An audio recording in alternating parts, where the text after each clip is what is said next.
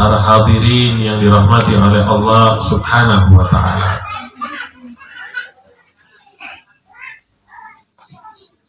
Tidak terasa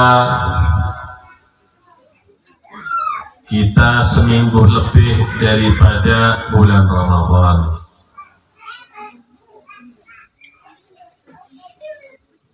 Yang kita harapkan kebiasaan-kebiasaan yang baik di bulan Ramadan kita lanjutkan sampai di luar bulan Ramadan. Yang biasanya di bulan Ramadan senang ngaji Quran, sehari kadang sampai 5 juz, ayo keluar bulan Ramadan dilanjutkan ngajinya. Yang di bulan Ramadan senang sholat sunnah seperti tarawih, ayo lanjutkan di luar bulan Ramadan duhanya.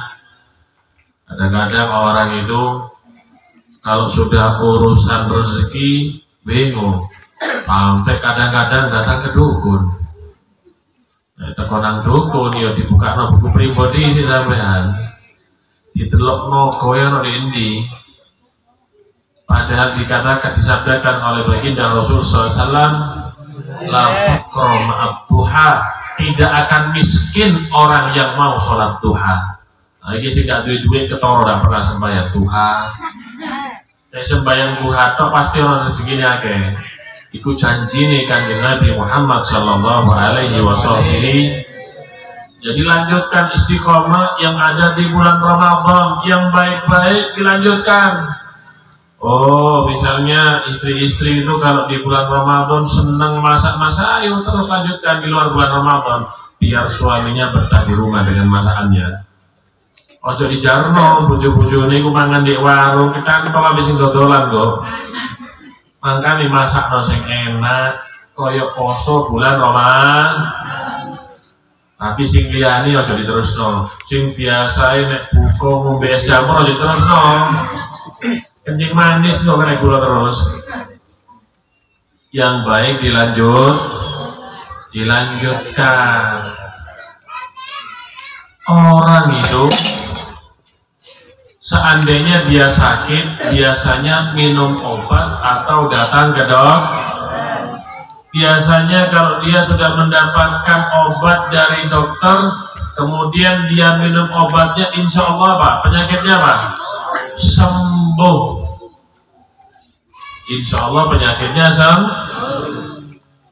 berarti dikabari sama dokter, oh ini yang buat asam lambung karena makan kecut ya harus ditinggal. Oh ini asam lambung atau gara-gara makan pedas ya harus ditinggal. Oh ini gara-gara telat makan ya jangan telat, jangan diulangi lagi. Kenapa? Ya sakit lagi. Begitu juga orang yang puasa bulan Ramadan. Kalau di bulan Ramadan dia sudah mendapatkan curahan rahmat, mendapatkan ampunan yang besar dari Allah, dan dia di bulan Ramadan meninggalkan segala macam bentuk maksiat, ya jangan diulangi lagi. Di luar Ramadan kembali berbuat maksiat. Kenapa? Habis nanti itu curahan ampunan dan rahmat dari Allah Subhanahu wa ta'ala. Orang yang berhasil di bulan Ramadan itu siapa sih? Orang yang berhasil di dalam bulan Ramadan itu siapa? Oh, orang yang berhasil di bulan Ramadan itu ketika sebelum hari raya dia pergi ke mall, dia beli abaya, beli sarung, kemudian hari raya pakai pakaian baru itu. Orang yang dianggap sukses dengan datangnya bulan Ramadan, yaitu ketika keluar bulan Ramadan, dosanya dia juga keluar dari dirinya. Artinya dia mendapatkan bagian ampunan dari Allah Subhanahu wa ta'ala. Sebaliknya, kata Al-Habib Abdullah bin Ali Al-Haddad dalam kitabnya An-Nasaihud Diniyah, orang yang paling rugi adalah orang yang mendapati bulan Ramadan keluar, namun sedikit pun dosanya tidak keluar, tidak diampuni oleh Allah Subhanahu wa ta'ala. Orang yang mendapati bulan Ramadan dan tidak diampuni dosanya oleh Allah, ini orang yang sudah keterlaluan bermaksiat di bulan Ramadan sehingga tidak mendapatkan bagian ampunan dari Allah Subhanahu wa Ta'ala, kata Imam Haddad. Kalau di bulan Ramadan yang penuh ampunan, penuh dengan rahmat, pembebasan dari api neraka, dia tidak mendapatkan, di bulan mana lagi dia berharap ampunan? Kalau di bulan Ramadan tidak mendapatkan ampunan, di bulan mana lagi dia berharap ampun? Kalau di bulan Ramadan yang penuh dengan rahmat Allah dia tidak mendapatkan bagian, di bulan mana lagi dia akan mencari rahmatnya Allah?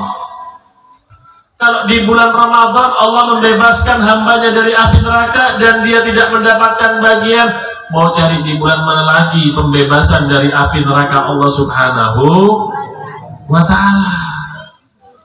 Makanya orang yang menang di hari raya itu orang yang ibadahnya tambah. Hari raya itu dimaknai bukan orang yang pakai sarung BHS. Hari raya itu bukan bagian pakai sarung BHS, bukan pakai baju takwa al-ras, bukan. Hari raya itu bukan perempuan-perempuan yang pakai abaya merek apa biasanya? Gak tahu saya. Bukan itu. Laisal id liman labisal jadid, innamal id liman ta'atuhu lillahi tazid.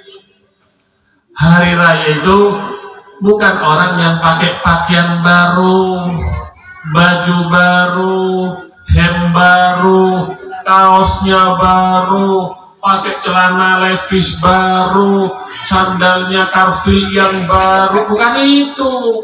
Kalau hari raya dimaknai dengan pakai pakaian baru, orang kafir tiap minggu hari raya. Kenapa? Karena orang kafir tiap minggu beli baju, tiap minggu mereka ganti celananya, tiap minggu mereka bajunya baru terus. Itu kalau hari raya dimaknai dengan apa? Dimaknai dengan baju baru. Makanya paling jeleknya manusia itu adalah manusia yang beribadah kepada Allah hanya di bulan Ramadan. Setelah keluar bulan Ramadan dia kembali kepada yang sebelumnya, malas ibadah dan maksiat kepada Allah Ta'ala. Ada seorang wali besar yang bernama Fudail bin Iyad. Fudail bin Iyad ini wali, asalnya perampok. Jadi yang jadi wali itu tidak harus orang yang asal usulnya selalu di mihrab sholat, yang selalu ngaji dampar, bukan itu. Ini Fudail bin Iyad dulunya perampok, tapi ketika dia tobat diangkat derajatnya oleh Allah jadi seorang wali. Fudail bin Iyad bertanya kepada Al-Imam Bishr Al-Hafidh, wali juga. Tanya Fudail bin Iyad, wahai Imam, gimana pendapatmu? Inna qauman yajtahiduna fi Ramadan, inna qauman ya'buduna Allah fi Ramadan wa yajtahiduna fihi bil a'mali salihah fa idan salakha taraku. Wahai Imam, ada sekelompok kaum ketika datang bulan Ramadan, dia ini semangat ibadahnya, malamnya sampai jarang tidur digunakan untuk ngaji, untuk sholat, ibadahnya istimewa, sodakohnya banyak, ibadahnya pokoknya nggak seperti biasanya. Dia bersungguh-sungguh dalam ibadah kepada Allah. Tapi ketika keluar bulan Ramadan, tarokuh. Ketika keluar bulan Ramadan, kebaikan-kebaikan yang dia lakukan di bulan Ramadan dia tinggalkan. Yang biasanya ngaji, setelah hari raya tidak ngaji lagi. Yang senang sedekah di bulan Ramadan, keluar bulan Ramadan sedekah lagi. Yang biasanya senang sholat sunnah di bulan Ramadan, setelah hari raya tidak mau sholat sunnah lagi. Apa jawaban Imam Bishr Al-Hafidh?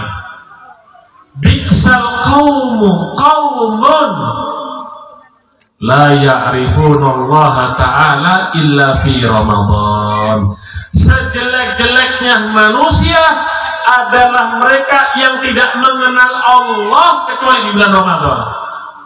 Kayak Allah itu di bulan Ramadan toh, di metune Ramadan gak ada. Jadi kalau bulan Ramadan dia ibadah, sholat, sedekah. Kenapa? Karena Allah ada di bulan Ramadan menurutnya. Setelah keluar bulan Ramadan gak mau lagi ibadah. Kenapa? Gak ada Tuhan sudah di luar bulan Ramadan. Gak gitu. Di bulan Ramadan sama di luar bulan Ramadan tetap Allah Subhanahu wa ta'ala yang membalas pahala daripada kebaikan di kita. Gak berhenti itu puasa dengan selesainya bulan Ramadan. Katanya ulama as-shaumu lan yantahi. Puasa itu gak berhenti dengan selesainya bulan Ramadan. Kenapa? Karena di bulan Syawal seperti ini masih ada puasa yang dianjurkan oleh baginda Nabi Muhammad. Apa kata Nabi? Man shoma Ramadhana fa'atba'ahu sittan min Syawal faka'annama shomat dahra. Siapa orang yang puasa 1 bulan di bulan Ramadan, kemudian di bulan Syawal dia puasa 6 hari, di bulan Syawal dia puasa 6 hari, apa jaminan dari baginda Nabi Muhammad? Faka'annama shomat dahra. Dia itu seperti puasa 1 tahun lamanya. Kita kan enggak, setelah Ramadan kita gembira. Kenapa? Seakan-akan Ramadan itu menjadi beban bagi kita. Justru Ramadan itu pelebur daripada dosa-dosa kita. Justru Ramadan ini pelebur daripada dosa, bukan beban. Justru dengan datangnya Ramadan, rahmatnya Allah semakin deras. Semakin deras. Makanya puasa di bulan Syawal. Yang mau puasa 6 hari berurutan di awal bulan kemarin 1, 2, 3, 4, 5, 6 tidak apa-apa. Mau di tengah-tengah bulan tidak apa-apa. Barengan dengan ayyamul bid niat 2 tidak apa-apa, dapat pahala 2. Atau di akhir bulan berbarengan juga dengan ayyamus sud 27, 28, 29 atau 28, 29, 30 itu sunnah puasa akhir bulan 3 hari. Dibarengkan niatnya, apalagi dibarengkan apa? Perempuan-perempuan yang datang bulan kemarin ketika Ramadan di kodok Syawal bagus. Kenapa? Diniati apa? Dengan puasa Syawal. Mau puasa berurutan tidak apa-apa, nggak berurutan tidak apa-apa. Seperti apa? Sehari puasa, sehari tidak, sehari puasa, sehari tidak, nggak apa-apa. Sing penting puasa. Jadi dengan berakhirnya bulan Ramadan bukan berarti nggak ada lagi puasa. Tetap ibadah puasa ada. Wal Quran lam yarhal. Dengan datangnya Idul Fitri, Al-Quran nggak pergi. Kenapa? Karena Al-Quran itu bukan barang musiman seperti sarung yang orang-orang dagangnya cuma di bulan Ramadan. Al-Quran itu bukan seperti abaya yang orang-orang perempuan cari semuanya kalau di bulan Ramadan untuk hari raya. Bukan seperti kerudung yang musiman, bukan. Al-Quran ini pedoman hidup bagi manusia. Pedoman hidup artinya kalau kita hidup tidak mengikuti petunjuk Al-Quran, kita bisa jauh dari Allah, kita bisa jauh dari Nabi. Kita tersesat jalannya, melenceng jalannya. Orang itu kalau beli motor baru pasti dapat apa? Buku petunjuk. Kalau mengikuti buku petunjuk, insya Allah mesinnya bagus, terawat. Begitu juga manusia, kalau mengikuti petunjuk Al-Quran, insya Allah hidupnya akan barokah. Apa petunjuk Al-Quran? Dilarang berzina, ya jangan berzina. Oh, di Al-Quran dianjurkan untuk sedekah yang banyak keluarkan, nanti ada gantinya. Itu. Wal masajid lam tughlaq. Masjid itu kalau setelah bulan Ramadan nggak ditutup. Kenapa? Ramadan masjid itu nggak dibuka cuma di bulan Ramadan bagi orang yang sholat tarawih, enggak. Kalau orang mau sholat jamaah di masjid, tetap dibuka itu masjid-masjid. Masalahnya orang-orang itu setelah hari raya banyak makan, banyak minum, naik mobil ke masjid, cuma turun kencing, habis itu apa? Balik ke mobil. Bukan sholat, cuma untuk kencing. Makanya orang yang berhak merayakan hari raya itu siapa sih? Siapa sih orang-orang yang berhak merayakan daripada hari raya siapa? Hari raya itu hari dimana taatnya kita bertambah kepada Allah Subhanahu. Hari raya itu ketika kita berbakti kepada orang tua kita. Hari raya itu ketika orang tua kita memandang kita dengan pandangan rahmat. Hari raya itu ketika kedua orang tua kita bergembira dengan kita. Hari raya itu ketika kita bisa menggembirakan kedua orang tua sebagaimana mereka menggembirakan kita ketika masih kecil. Hari raya itu ketika istri nurut sama suami. Hari raya itu ketika suami memenuhi daripada hak-hak istrinya. Hari raya itu ketika sesama muslim sama-sama memaafkan. Hari raya itu ketika sama-sama tetangga akur, tidak ada pertengkaran. Hari raya itu ketika kita menyambung daripada silaturahim. Itu namanya hari raya. Makanya sampai dianjurkan oleh ulama di Indonesia itu sampai ada acara halal bihalal. Nggak ada di luar negeri halal bihalal, hanya ada di Indonesia. Tahu ceritanya halal bihalal itu gimana? Halal bihalal. Jadi gini, kita kan paham kalau puasa Ramadan, syarat-syaratnya puasa diantara yang membatalkan puasa itu apa? Makanan yang masuk ke dalam perut.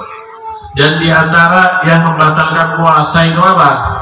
Tidak boleh berhubungan suami istri. Tidak boleh. Kenapa? Batal dan dendanya besar. Akhirnya apa? Ya akhirnya puasa dulu 1 bulan. Siang hari tidak bisa, malam hari terawih. Setelah terawih capek kadang-kadang. Akhirnya dulu kan Pak, kan Melayu, Jakarta itu Betawi. Akhirnya dulu ketika hari raya pertama, namanya istri sudah sebulan libur, langsung ngomong sama suaminya, teriak, "Bi, halal bi, halal bi, hari raya, halal bi." Oh halal bi halal akhirnya. Jadi halal bi halal. Jadi gara-gara apa? Halal katanya. Yang asalnya haram jadi halal. Jadi sebenarnya menyambung silaturahim itu nggak harus di hari raya. Kapanpun ketika terputus itu silaturahim kita sambung. Akan tetapi sebagai penyempurna puasa kita bagus dilakukan di bulan Syawal. Kalau ada orang yang memutus tali persaudaraan, jangan kumpul sama mereka, jangan duduk. Kenapa? Takut kena laknat. Imam Ali Zainal Abidin mengatakan, "La tashabanna qati'ar rahim fa inni wajadtuhu mal'unan fi kitabillahi fi thalathati mawati." Jangan berteman dengan orang yang suka memutus tali persaudaraan. Kenapa? Karena aku melihat, kata Imam Ali Zainal Abidin, dia dilaknat oleh Allah Subhanahu wa Ta'ala pada 3 ayat. Jadi kalau ada orang yang suka memutus tali persaudaraan, jangan duduk sama dia. Kenapa? Takut kena laknat juga dari Allah Subhanahu. Surga itu baunya, itu bisa dicium aromanya dari jarak 500 tahun perjalanan. Itu baunya surga sudah tercium nanti. Tercium. Cuma ada 2 orang tidak bisa mencium aroma wangi daripada surga. Siapa? Yang pertama kata Nabi, yujadu rihul jannah min masirati 500 amin. Jadi surga itu dari 500 tahun perjalanan sudah tercium. Kecuali 2 orang. Yang pertama aqun walidah, orang yang durhaka kepada orang tuanya. Orang yang durhaka. Yang kedua qati'ur rahimin, orang yang memutus tali persaudaraan. zamannya Nabi Musa itu pernah terjadi kemarau, garing, tidak hujan. Kalau sudah nggak ada hujan berarti sawah nggak ada, sudah kering semua. Kalau sudah kering banyak hewan ternak yang mati, yang dimakan nggak ada, kering semuanya. Akhirnya dikumpulkan semuanya oleh Nabi Musa, kumpul di lapangan gitu, kumpul semuanya, diajak untuk sholat istisqa oleh Nabi Musa untuk minta hujan. Kumpul sudah sholat apa semuanya nggak turun hujan. Nabi Musa kan julukannya Kalimullah, bisa berbicara langsung dengan Allah, langsung ngomong, ya Allah, kenapa ini ya Allah, kok nggak turun hujan ya Allah, banyak binatang ternak yang mati, sawah dan ladang mengering semuanya ya Allah, kenapa ya Allah? Apa kata Allah Subhanahu wa ta'ala? Li'anna fihim qati'a rahimin, karena di dalam kaummu ini wahai Musa yang sekarang bersamamu ada dari mereka yang memutus tali persaudaraannya. Seandainya mereka berdoa kepadaku sampai nyawanya lepas pun gak akan aku turunkan hujan wahai Musa. Akhirnya Nabi Musa berkata kepada umatnya saat itu yang sedang berkumpul, kalian tahu kenapa ini turun gak hujan gak turun? Meskipun kalian semuanya berdoa gak bakal turunkan oleh Allah. Ini ada daripada kalian yang memutus tali persaudaraan. Ayo sambung tali persaudaraannya, insya Allah detik ini juga beberapa menit lagi akan turun hujan, kata Nabi Musa. Akhirnya ada dari mereka seorang pemuda yang berdiri yang memutus tali persaudaraannya dengan siapa? Bibinya, saudara ibunya. Akhirnya dia minta maaf di situ juga. Setelah minta maaf langsung awan itu datang dan turun hujan pada saat itu. Inna rahmata la tanzilu ala qaumin fihim qati'ur rahim. Sesungguhnya rahmatnya Allah tidak akan turun kepada kaum di situ ada yang memutus tali persaudaraan. Ya, satu desa ada yang memutus tali persaudaraan, mereka kena imbas semuanya, hujan nggak turun. Kalau mereka yang tidak ikut-ikut kena imbasnya, kena imbas daripada sanksi dari Allah, gimana yang pelakunya? Yang tidak berbuat kena imbasnya. Kira-kira pelakunya gimana? Mereka yang memutus daripada tali persaudaraan. Ayo sambung dulu tali persaudaraan itu dengan saudara dulu. Jangan dengan orang lain, saudaranya dulu. Kakaknya, adiknya, ataupun orang tua, sepupunya, baru dengan tetangga-tetangga dan yang lainnya daripada kaum muslimin. Oleh karenanya ayo malam hari ini pembukaan daripada majelis burda yang kita harapkan semakin makmur majelisnya, yang hadir mendapatkan ilmunya baginda Nabi dan bisa mengamalkan, dan yang hadir dikumpulkan dengan Nabi Muhammad sallallahu alaihi wasallam dan menjadi penerus Nabi Muhammad sallallahu alaihi wasallam. Ini pembukaan, mungkin masih ada yang belum hadir, mungkin sibuk masih sonjo-sonjo, dikabari bulan depan biar mereka semuanya datang dan bisa meramaikan daripada kebunan-kebunan surganya Allah Subhanahu wa ta'ala. Wa sallallahu ala sayyidina Muhammadin wa ala alihi wa sahbihi wasallam walhamdulillahirabbil alamin wal afwa minkum.